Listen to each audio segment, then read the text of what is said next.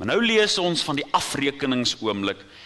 En ek het 'n groot wit troon gesien en hom wat daarop sit, voor wie se aangesig die aarde en die hemel weggevlug het.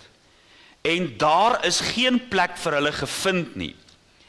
En ek het die dode klein en groot voor God sien staan, en die boeke is geopen, en 'n ander boek, die boek van die lewe, is geopen.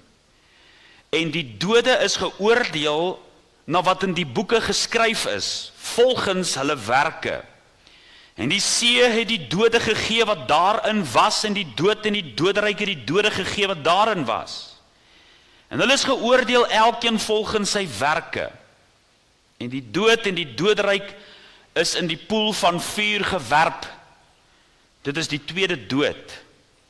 En as dit bevind is dat iemand nie opgeskryf was in die boek van die lewe nie, is hy in die poel van vuur gewerp.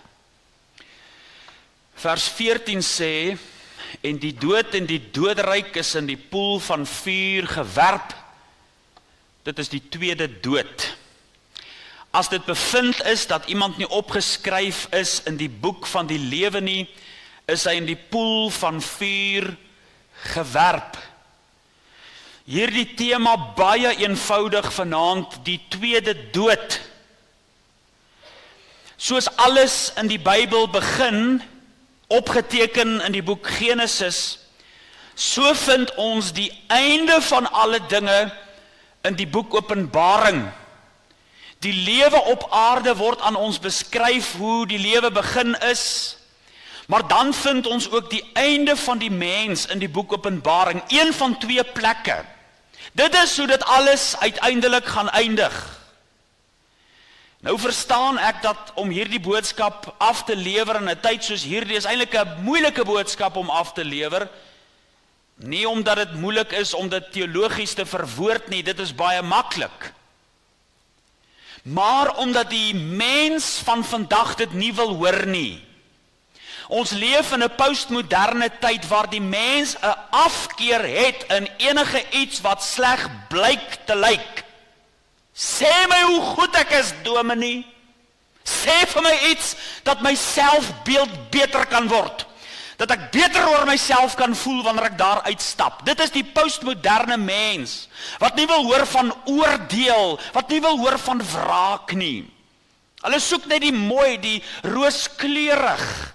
Hulle soek net die maanskyn en die rose, maar hulle wil nie die gevolg hoor van hulle uiteindelike sonde nie. En as jy hierdie boodskap preek, dan sal hulle jou waarskynlik as 'n doemprofeet brandmerk in die teologiese akademisie. Nee, jy is nie 'n teoloog nie, sê hulle, jy's 'n infernoloog.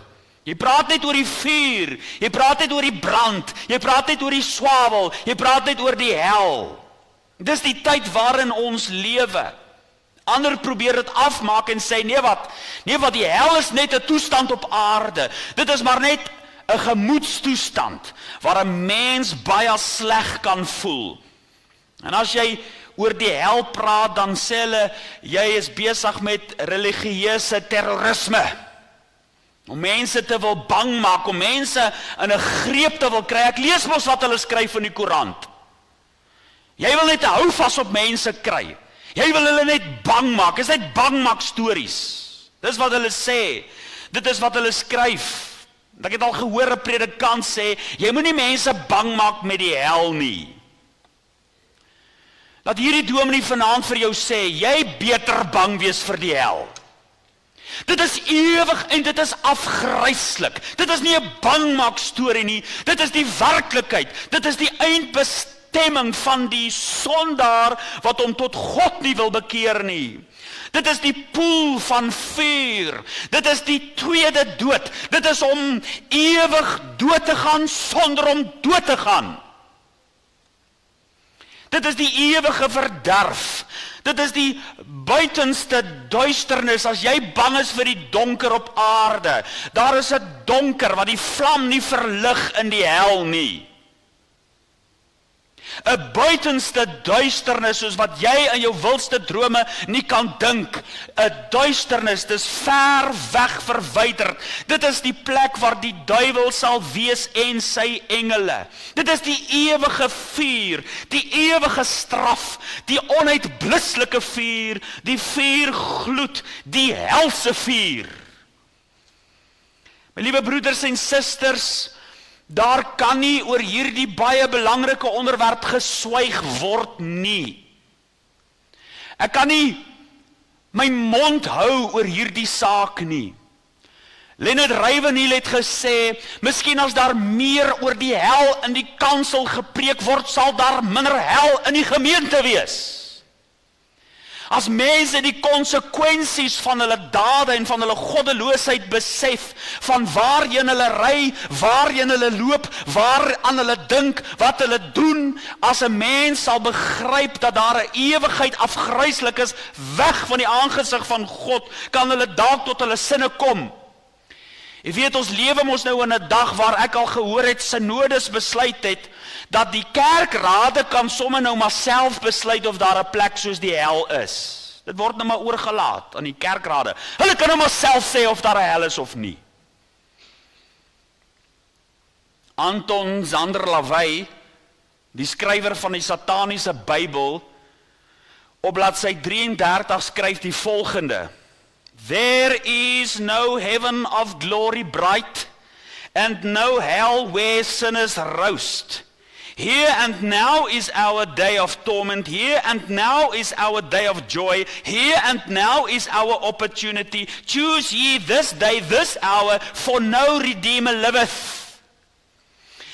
Die skrywer van die Sataniese Bybel sê, daar is nie 'n hel nie. As daar 'n kerk of 'n kerkraad is wat sê, daar bestaan nie iets soos 'n hel nie, dan vra ek jou, uit watter Bybel lees hulle? Dit is satanies om te sê, daar is nie 'n hel nie. Dr. M.R. de Haan skryf, die evangelieprediker het geen keuse in hierdie saak nie. Hy staan onder verpligting om die volle raad van God en alles wat die woord bevat te verkondig. Iemand wat nie oor die hel praat nie, dink dalk hy is vreeslik nice, hy is dalk vreeslik liefdevol, maar hy is glad nie liefdevol nie. Om mense nie te waarsku oor die afgruislikheid van sonde en van die tweede dood nie. Dr. Henny Prinsloo skryf, u moet daarvan bewus word dat daar 'n geweldige stryd is tussen lig en duisternis woed en dat dit gaan om die eindbestemming van jou siel. Daar is vanaand demoniese magte wat die wêreld wil verblind, wat hulle wil weghou, wat 'n sluier voor hulle oë trek, sodat hulle nie tot die insig kom, die waarheid van die hel nie. In hierdie gedeelte lees ons nou van die tweede dood. Ja, die Here Jesus, met sy liefdevolle bediening op aarde, het meer oor die hel gepraat as wat hy oor die hemel gepraat het.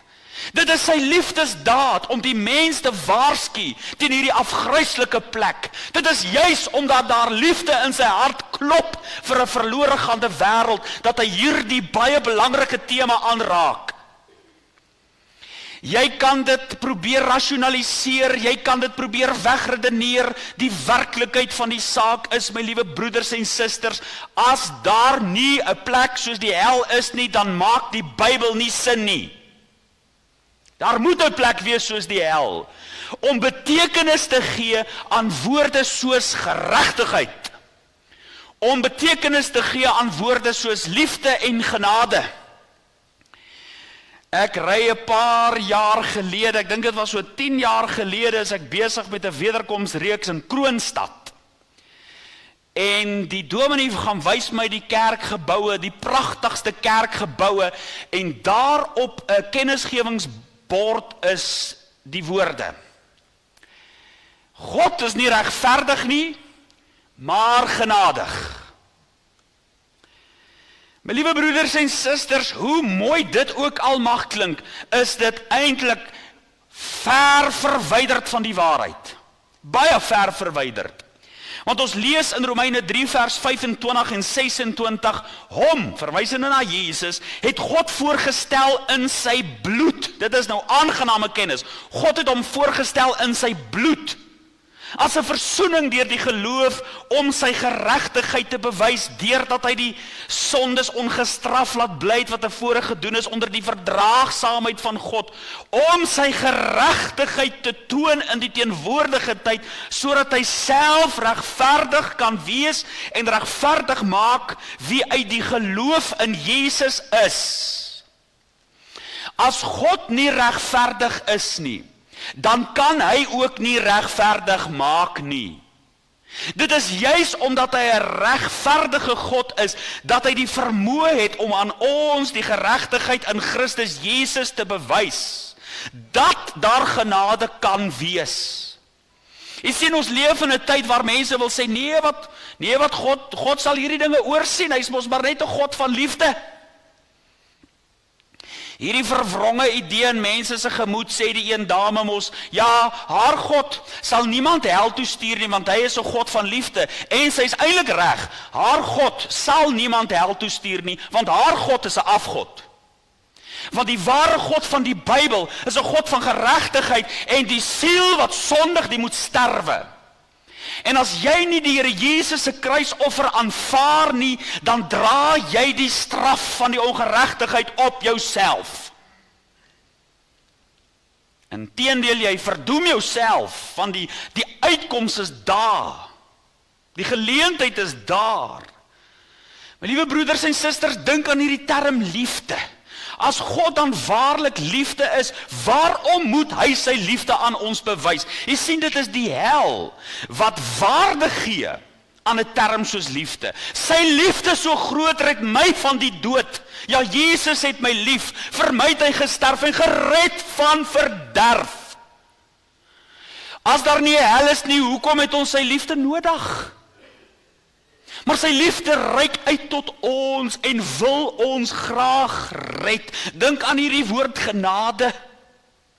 Jy sien, die hel gee selfs betekenis aan hierdie woord. Want uit genade is jy gered. Dink aan hierdie woord gered.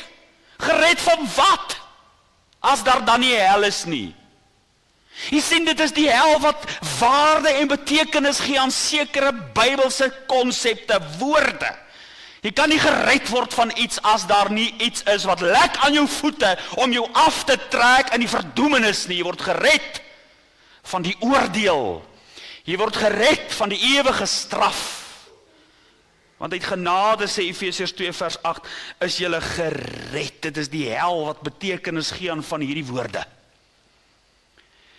Jy sien, my liewe broeders en susters, die hel is 'n werklikheid en ons weet dit nie omdat een van ons daar was en nou teruggekom het, en nou sê ek vir julle, nee, kyk, dit is daar 'n werklike plek daai nie.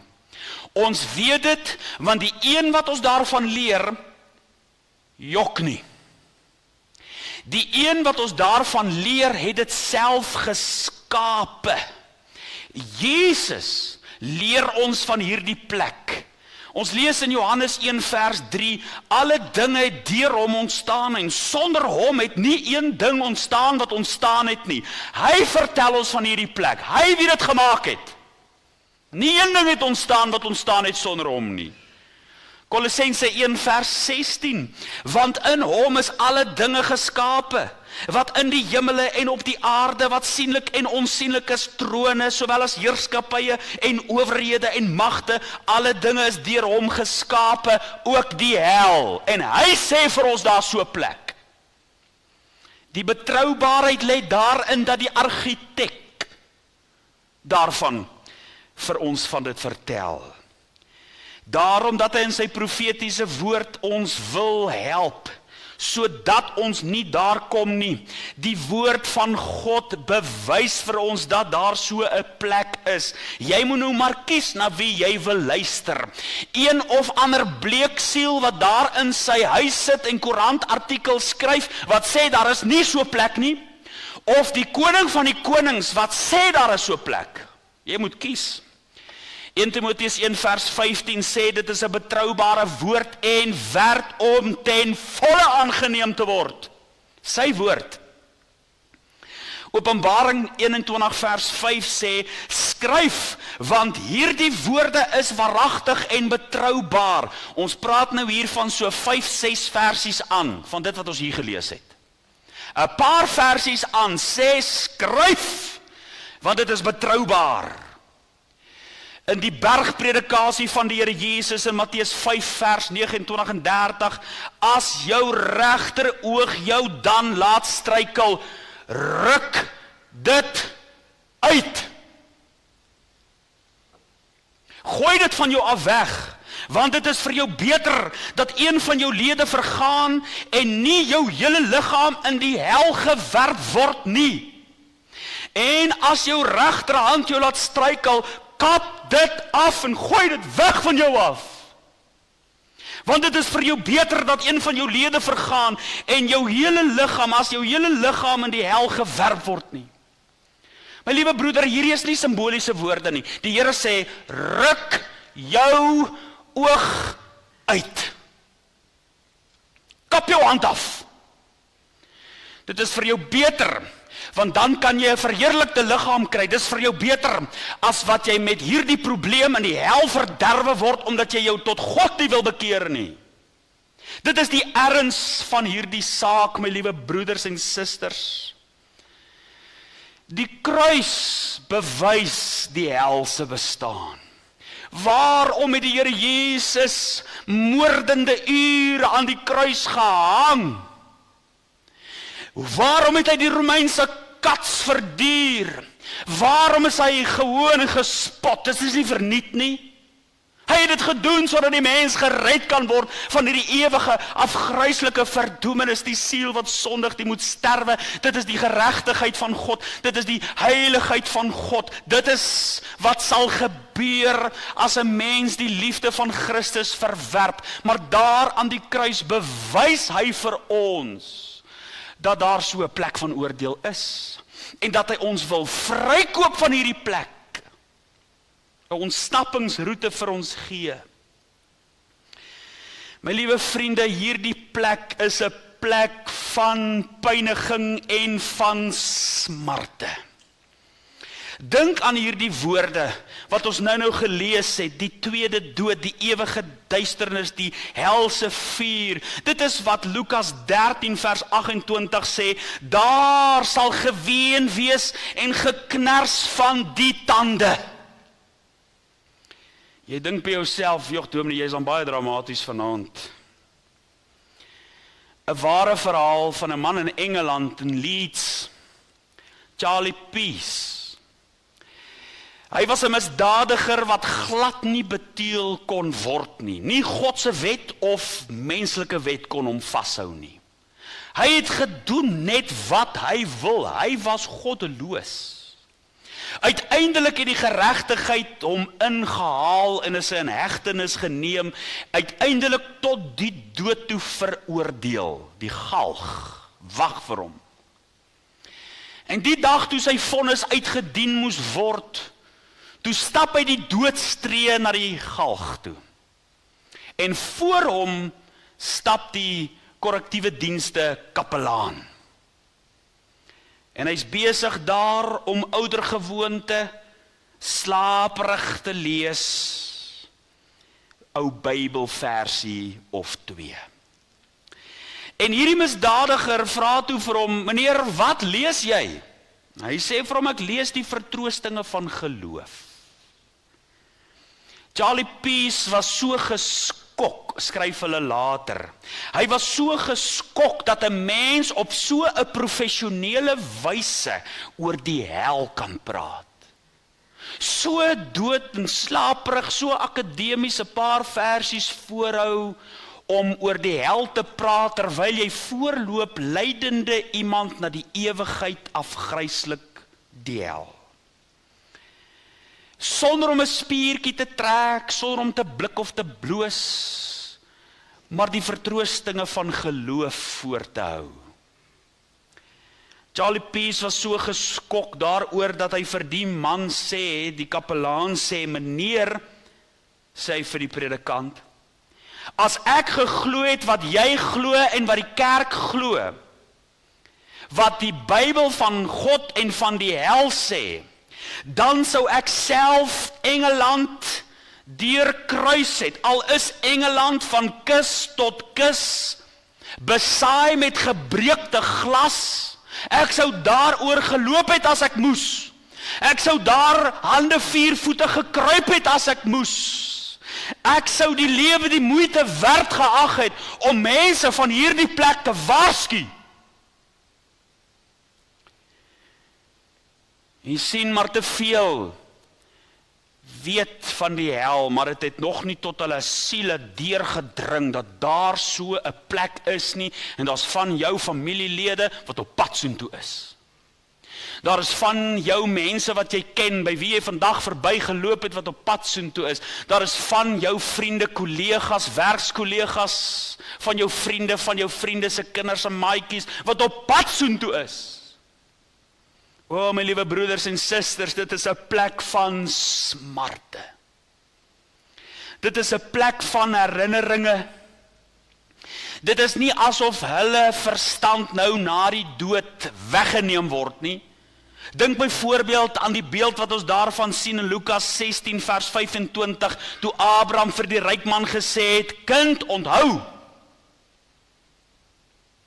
Dit beteken dat daar in die ewigheid hulle gewete, hulle sal folter, hulle sal onthou, elke geleentheid wat hulle gehad het, hulle sal my onthou, as hier iemand vanaand is, wat ongered by daardie deure gaan uitstap, en jy het jou saak met God nie reggemaak nie, jy sal my onthou, hoe ek by jou gepleit het, dat jy jou saak met God moet regmaak.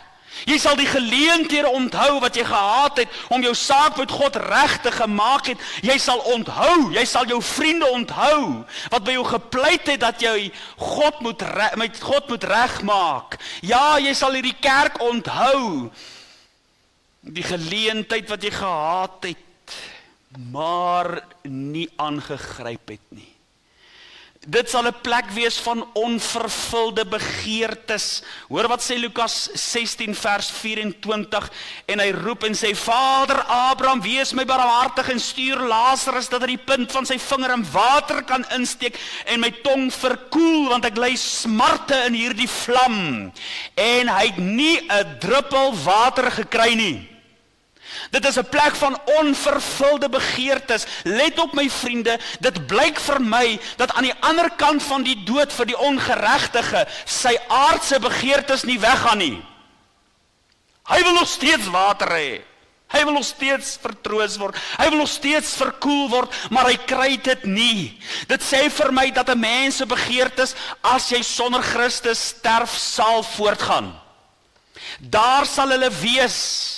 Die dwelmverslaafde gaan nog steeds sy dwelm soek, maar dit nie kry nie. Watter verslawing jy ook al gehad het, of dit is met pornografie of die alkohol, wat dit ook al mag wees, daar sal die begeertes voortgaan. As jy nie op aarde breek nie, dan blyk dit as jy buite Christus sterf, asof dit voortgaan. My liewe broeders en susters, selfs die basiese behoeftes na brood en water. Hier is 'n man wat gesoek het na 'n bietjie water.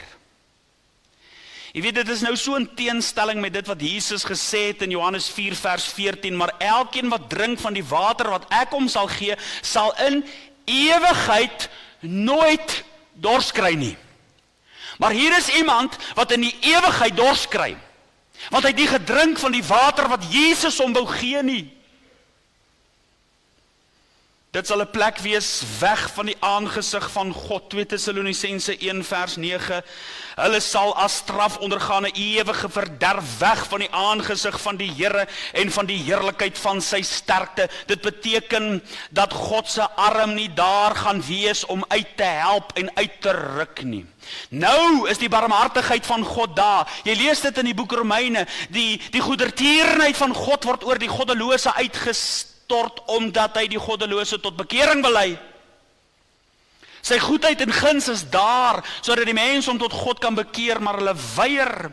Hier sal jy weg van die krag van God se sterkte wees. Dit sal 'n plek wees sonder hoop. 2 Tessalonisense 1 vers 9 sê, hulle sal as straf ondergaan 'n ewige verderf. Weet jy hoe lank is die ewigheid? Die ewigheid is nie lank nie. Die ewigheid is ewig. Openbaring 14 vers 11, en die rook van hulle pyniging gaan op tot in alle ewigheid. Tot in alle ewigheid.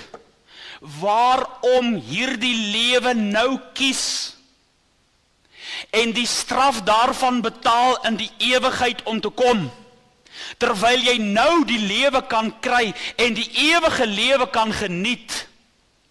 Daniël 12 vers 2 sê, en baie van die wat in die stof van die aarde slaap sal ontwaak, sommige tot die ewige lewe en sommige tot groot smaadheid, ewig afgryslik. Selfs in die Ou Testament word daar gewaarsku dat daar 'n ewige afgryslike plek is. Sonder hoop. Jy weet, as jy nog hoop het, dan kan jy nog lewe. Maar as jy nie hoop het nie, sal jy sterwe vir ewig sonder om te sterwe. Hoe verskriklik moet dit nie wees nie.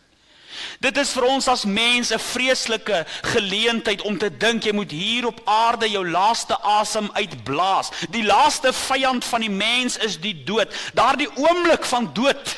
Ja, ons as kinders van die Here hoef nie die ewigheid te vrees nie.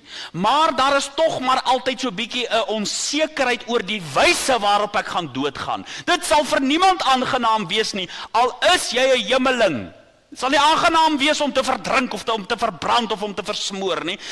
Die feit dat jou liggaam gaan sterf is 'n vreesaanjaende geleentheid om daaraan te dink, die wyse hoe ek sal sterf. Dink nou gou vir 'n oomblik, daardie oomblikke van wanneer jy sterf, daardie gevoel wat jy het, daardie gewaarwording van om te sterf, gaan nou vir ewig aanhou.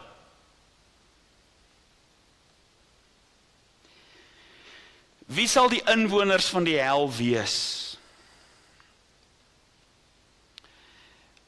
Handelinge 17 vers 30 maak dit duidelik. God het dan die tye van die onkunde oorgesien en verkondig nou aan al die mense oral dat hulle hul moet bekeer.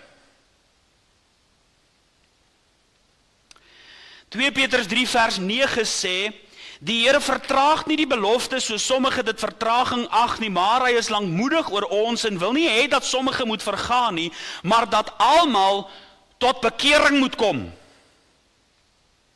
Wow, en dan vind ons die tragiese woorde van die Here Jesus in Johannes 5 vers 40, en julle wil nie na my toe kom om die lewe te hê nie. Die inwoners van die hel gaan die wees wat nie na Jesus toe wou kom om die ewige lewe te hê nie. Jy sien, jou sonde wat jy doen, maak nie dat jy hel toe gaan nie. Selfs nadat ons gered is, beleef ons nog sonde in ons lewe waarmee ons stryd. Daarom is heiligmaking nodig. Maar wat gaan maak dat jy hel toe gaan, is as jy jou nie tot God bekeer nie.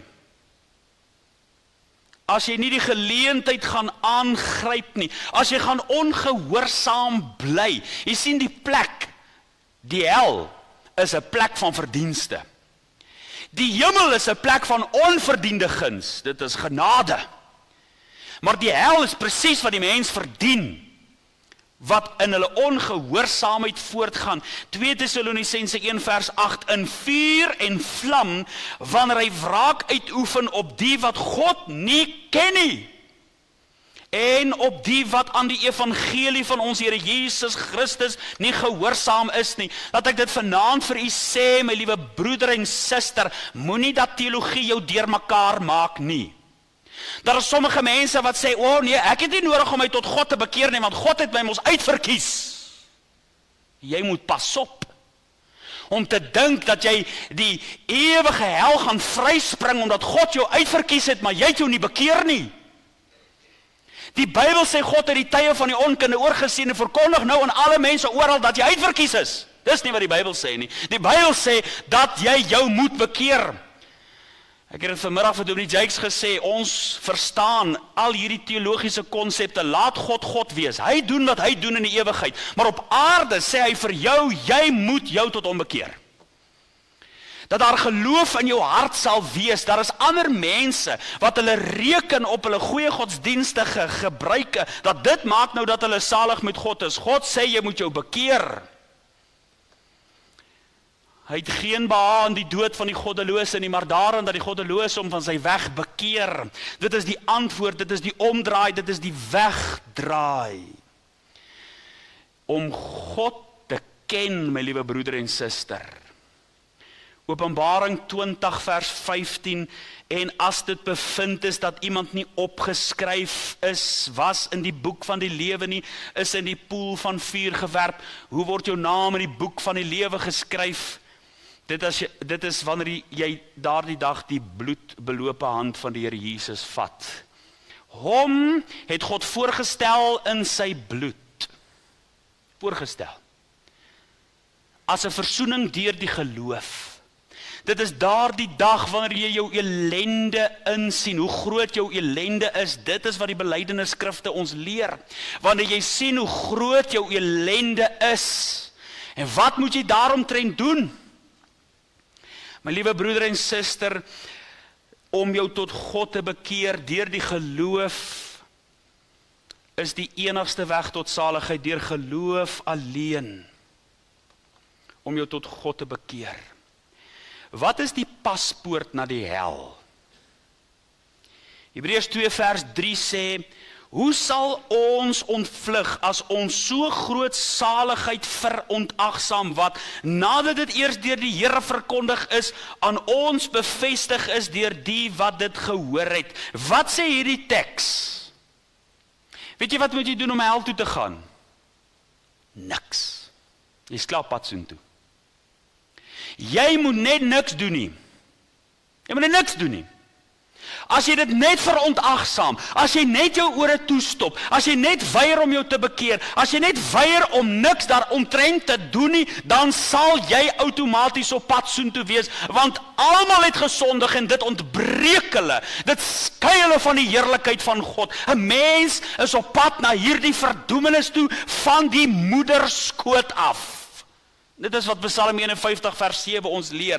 Maar daar kom 'n dag, wanneer Jesus jou voorkeer, soos Titus 2 vers 11 sê, met die reddende genade van God, maar as jy dit verontagsaam, as jy 'n dowe oor daarvoor draai, dan sal jy doodeenvoudig verlore gaan.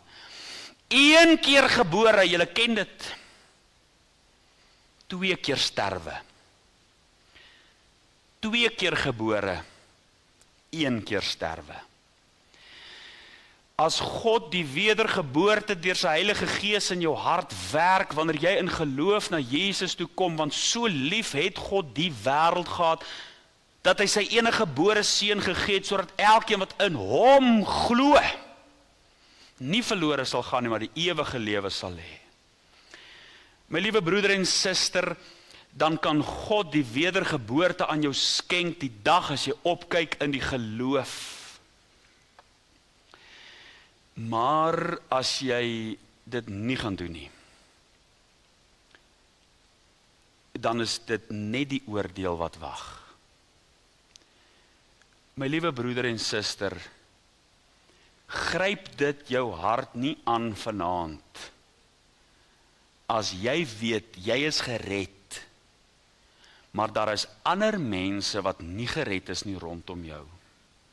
Charles Spurgeon het gesê, as jy bereid is om alleen hemel toe te gaan, dan is jy waarskynlik nie op pad soontoe nie. Maar liewe vriend, jy wat dalk vanaand hier sit, en jy het nog nooit tot bekering gekom nie. Hierdie dag het vir jou nog nooit aangebreek nie, dis altyd net kennis. Dan wil ek jou vanaand uitnooi, hier in Brits, ek het dit laas vir u vertel, hier in hierdie kantoortjie, kom so groot boerseun op 'n stadium na my toe, en hy sê vir my, dominee, hierdie ding van bekering werk nie. Ek het my baie al tot God bekeer, En ek is altyd maar net dieselfde. Ek vra toe vir hom, het jy dit al ooit vir iemand gesê dat jy tot bekering gekom het? Hy sê, nee dominee, ek het dit nog nooit gesê nie. Ek sê, nou gaan jy die week, dan sê jy dit vir iemand. Daai volgende week kom hy na my toe en ek kon sien hy was 'n ander mens. Ek vra toe vir hom, het jy vir iemand gesê dat jy tot bekering gekom het? Hy sê ja. Ek sê wel, ek kan al klaar sien dat jy lyk nie meer dieselfde as jy verlede keer gelyk het nie. Jy sien, want dis wat God se woord ons sê. Hy sê, as jy die Here Jesus met jou mond bely, hoor mooi, met die hart glo ons tot geregtigheid, maar met die mond bely ons tot redding, sê Romeine 10 vers 9 en vers 10. Jy kan hier vanaand sit en geloof in jou hart hê, maar jy stap by daai deure uit en jy sê dit vir niemand nie. Hy sê eintlik vir ons, die saligheid is so naby aan jou as jou mond. Moenie sê, kan iemand opklim en die Here Jesus afbring, of kan iemand neerdaal en hom opbring? Hy sê, moenie dit sê nie, gaan lees Romeine 10. Maar wat sê hy? Naby jou is die saligheid, so naby as jou mond. As jy glo met jou hart en met jou mond bely, dan sê die teks daar vir ons, want elkeen wat die naam van die Here aanroep, sal gered word. Jy moet dit bely. As jy vanaand hier sit en jy sê, jy het jou al baie tot die Here bekeer, dan daag ek jou vanaand uit. Bely dit. Bely dit teenoor jou man, bely dit teenoor jou vrou, sê jy die Here Jesus aangeneem as jou verlosser en saligmaker, hy is jou saligmaker, bely dit, watter woorde jy ook al wil gebruik, al is dit soos die rower aan die kruis wat net sê, dink aan my Here, bely dit, met jou mond. Elkeen wat die naam van die Here aanroep, sal gered word, dis 'n belofte wat hy maak. Die vraag is, glo met die hart, die vraag is, bely jy dit? Miskien het jy dit jare terug gedoen. As jy vanaand huis toe ry, sit maar die radio af. Sê vir jou vrou, sê vir jou man, ek wil net vir jou sê, ek het die Here Jesus aangeneem as my verlosser en saligmaker. Bely dit. Kyk wat God vir jou sal doen. Jy kan jouself nie red nie, ek kan jou nie red nie, maar hy kan. Maar jy het die verantwoordelikheid. My liewe vriende, ons sluit hierdie reeks dienste af met 'n ernstige waarskuwing. Dat jy jou tot God moet bekeer, as jy dit nog nie gedoen het nie. Om jou te spaar van hierdie plek, die ewige, afgryslike oordeel. Hierdie boodskap is vanaand nie afgelewer om jou te oordeel nie. Dit is afgelewer in liefde, sodat jy jou juis tot God moet bekeer. Amen. Straf toch nie in ongenade, my misdade, hier verdra my met geduld, wil toch nie in toorn ontsteek nie, en die wreek nie, op my son en sonde skuld. Wil my Here nie die lewe, nie begewe, wees nie ver van my gebed. Hoor die roepstem van 'n leider, o bevryder, wat my